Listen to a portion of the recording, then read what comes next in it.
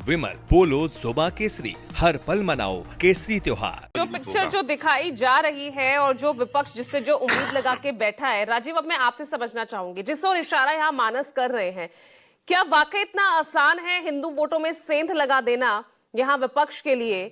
इस मौके को जिस तरह से सियासी हथियार मानकर जो विपक्ष आगे चलने की रणनीति बना रहा है, वाकई में उसका फायदा होगा? उस कोर वोट बैंक में सेंध लगा पाएगा? और अगर हाँ, तो यहां पर योगी आदित्यनाथ इस मुद्दे को जीवंत कर फिर वो क्यों ऐसे मुद्दा बनाने की आगे कोशिश कर रहे हैं जिसमें अगर उनको नुकसान यहां होता हुआ दिखेगा तो? देखिए पूजा, योगी आदित्यनाथ ने विधानसभा के भीतर जो बात कही है कि कोई भी व्यक्ति शंकराचार्य नहीं लिख सकता, जो बात उन्होंने कही है उससे तीन बातें स्पष्ट तौर पर सामने आती हैं। पहली बात यह कि जो उस समय विवाद हुआ था तो मैंने आपको इशारा भी किया था और दर्शकों को याद हो तो मैंने कहा भी था।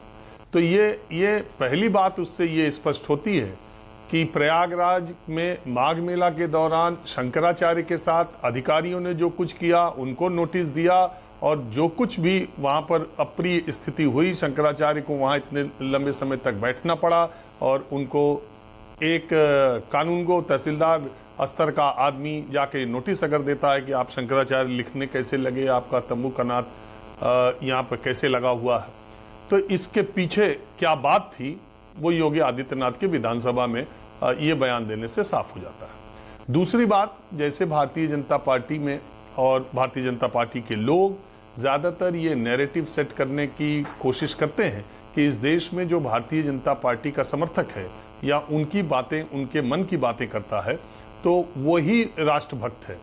अब दूसरी बात इससे ये साबित हो गई कि कोई भी भगवा पहन करके संत महात्मा नहीं हो सकता।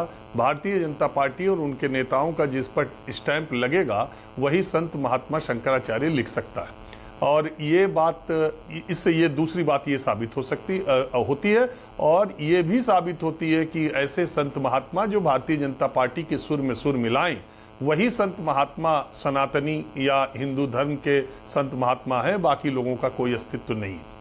तीसरी बात ये साफ होती है कि जैसा शंकराचार्य का रिश्ता योगी आदित्यनाथ से है, वैसा ही योगी आदित्यनाथ का शंकराचार्य से है। दोनों भगवाधारी हैं, संत हैं।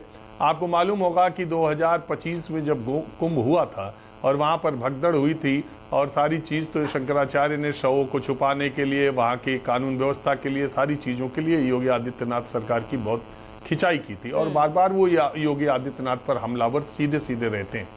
तो ये बात एकदम सार्वजनिक हो गई और मैं कोई ऐसी बात नहीं कह रहा हूं, मैं तो वो बातें कह रहा हूं जो विधानसभा के रिकॉर्ड में चली गई और जब तक कागज पत्थर विधानसभा रहेगी तब तक ये रिकॉर्ड में रहेगा कि योगी आदित्यनाथ ने अविमुक्तेश्वरानंद के लिए कहा था कि हर व्यक्ति शंकराचार्य नहीं लिख सकता अपने नाम के आगे। तो ये बात तो साफ हो गई कि अविमुक्तेश्वरानंद से योगी को भी का भी वही रिश्ता है जो अविमुक्तेश्वरानंद का योगी के साथ है। अब ये इससे अलग अब आते हैं राजनीति पर। देखिए, कुल मिला जुलाकर इस देश में सनातन की बात हो, संत महात्मा की बात हो, चाहे कोई चीज हो, ये सब अपने पक्ष में किसी भी तरह इसको आने के लिए अपनी अपनी तरीके से ये शतरंज पर जैसे चालें खेली जाती हैं वैसे चाल खेली जा रही है। योगी आदित्यनाथ को कट्टर हिंदुत्व का प्रतीक मान करके बीजेपी या आरएसएस उनको आगे रखती है, जिसमें उन्हें ये लगता है कि जाति और धर्म के कार्ड में योगी आदित्यनाथ को परे रख करके धर्म के कार्ड को हम बड़े मजबूती के साथ खेल सकते हैं।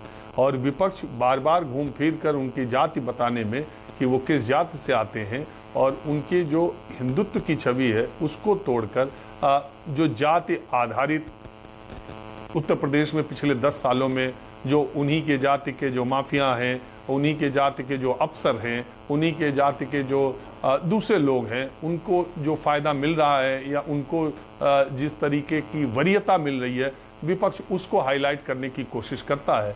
और तीसरी बात यह है कि ब्राह्मण हिंदू के इस विवाद में एक एंगल ये भी दिखाए जाने की कोशिश करी जाती है। बहुत दिनों से मैं इसको अच्छी तरह से जानता हूँ कि पूरे देश में इतना बड़ा मठ या इतने बड़े महंत गैर ब्राह्मण जो गोरक्ष पीठ के हैं, दूसरा कोई नहीं है। तो वो राजपूत हैं और वहाँ राजपूत छत्री वहाँ का मठ का महंत होता है गोरक्ष पीठ का।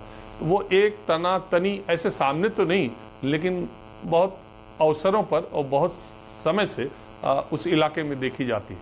तो विपक्ष इन्हीं सब मुद्दों के इर्द गिर्द उसको हाईलाइट करने की कोशिश करता है कि आप उनको जाति से परे न रखें, आप उनको हिंदुत्व का प्रतीक ही ना माने। वो जाति के जो दूसरे लोगों पे जो आरोप लगाए जाते हैं वो योगी आदित्यनाथ पर भी लगाए जा सकते हैं। उसको विपक्ष हमेशा ये कोशिश उसकी रहती है कि योगी आदित्यनाथ को जाति से परे न जाने दिया जाए और धर्म के कार्ड को खेलने न दिया जाए। और योगी आदित्यनाथ की पूरी कोशिश रहती है कि विपक्ष जाति का कार्ड न खेले, उसको धर्म के इर्द गिर्द ही रखा जाए। तो ये पूरी यही इसी के इर्द गिर्द सारी बातें चलती है।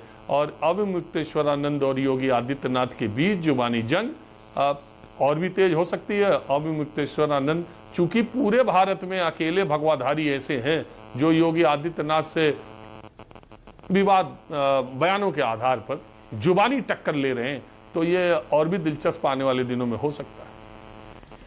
चलिए, तो आगे जो है लड़ाई और दिलचस्प रूप ले सकती है। तो